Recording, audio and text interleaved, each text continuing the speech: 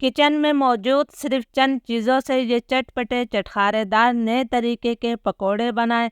समोसे, कचौरी, रोल खाना भूल जाएंगे जब आप ये पकोड़े बनाएंगे। तो चलिए देख लेते हैं कि हमने इसे किस तरह बनाया है।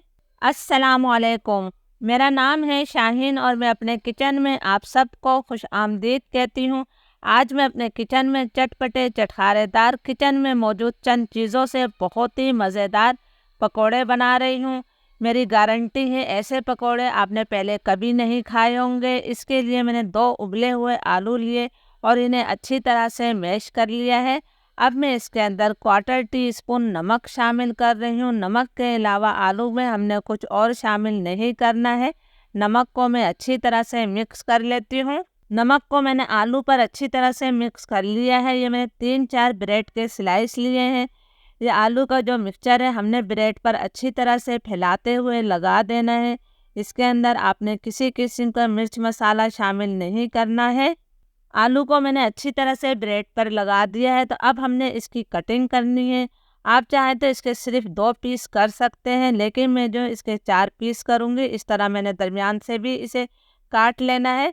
ये ब्रेड के हमारे 4 पीस हो गए हैं। इस तरह मैं तमाम ब्रेड के स्लाइस को काट लेती हूँ।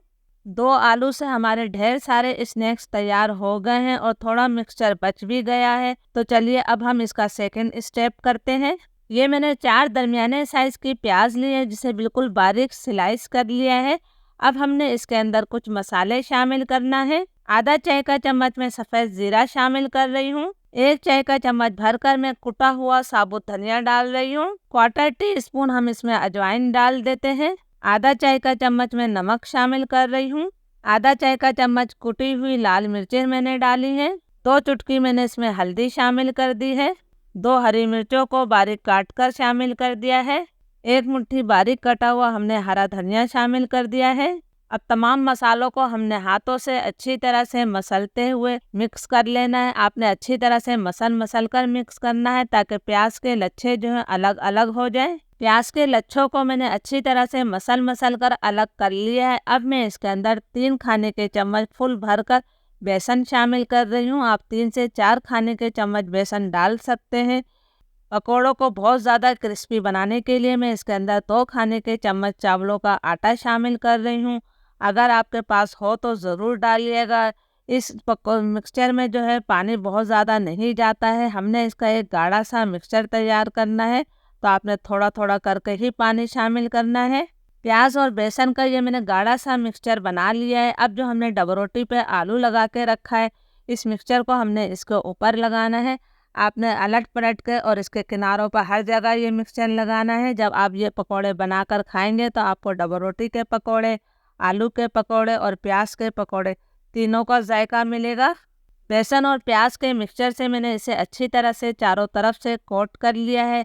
तेल हमारा गरम है, तो चलिए हम इसे फ्राई कर लेते हैं। मीडियम फ्लेम पर तेल को मैंने अच्छी तरह से गरम कर लिया है और अब फ्लेम मैंने लो टू मीडियम कर दिया है। इसके अंदर हमने अपने पकोड़े डाल देना है। हमने इसे बहुत अच्छी तरह से गोल्डन ब्राउन कलर आने और अच्छी तरह से क्रिस्पी होने तक फ्राई करना है। मैं इसे फ्राई पैन में इसलिए फ्राई कर रही हूँ ताकि कम तेल का इस्तेमाल हो। अभी आपने इसको चंद सेकंड तक पलटना नहीं है। पकोड़ों को एक तरफ से फ्राई होते हुए तकरीबन 1 मिनट हो गया है, तो अब मैं इनकी साइड को तब्दील कर रही हूँ। हमने इसे अलट पलट करते हुए गोल्डन ब्राउन कलर आने और अच्छी तरह से क्रिस्पी होने तक इन्हें फ्राई करना है। इन्हें फ्राई होने में 4 से 5 मिनट लगते हैं। हमारे पकोड़ों को फ्राई होते हुए 4-5 मिनट हो गए हैं। माशाल्लाह इन पर बहुत ही प्यारा गोल्डन ब्राउन कलर भी आ गया है और ये अच्छी तरह से क्रिस्पी भी हो गए हैं। अब हम इन्हें निकाल लेते हैं। जब आप इस तरह मज़ेदार स्नैक्स घर पर बनाएंगे तो बाज़ार से ख़रीदना भूल जाएंगे। बाज़ार में बहुत महंगे मिलते हैं। इंशाल्लाह जब आप ये रेसिपी बनाएंगे तो पूरी फैमिली को ही ये रेसिपी बहुत ज़्यादा पसंद आएगी और आप इसे बार बार बनाना पसंद करेंगे। इस तरह मैं तमाम स्नैक्स तैयार कर लेती हूँ। हमारे तमाम स्नैक्स तैयार हो गए हैं। इजाज़त दीजिए। अल्लाह हाफिज़।